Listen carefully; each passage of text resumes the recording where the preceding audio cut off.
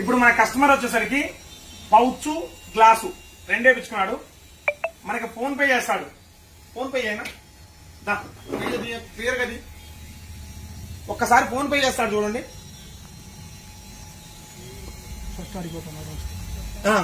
అక్కడ స్కాన్ చేస్తాడు చూడండి.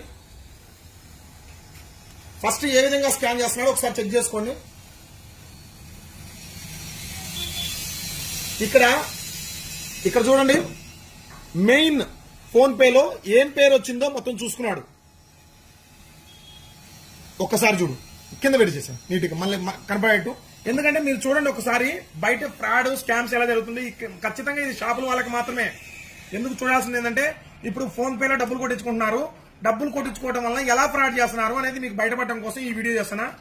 ఒకసారి దానికి కానీ ఇక్కడ ఒకటి ఫేక్ పే, ఫోన్ పే లాగానే ఉంటుంది.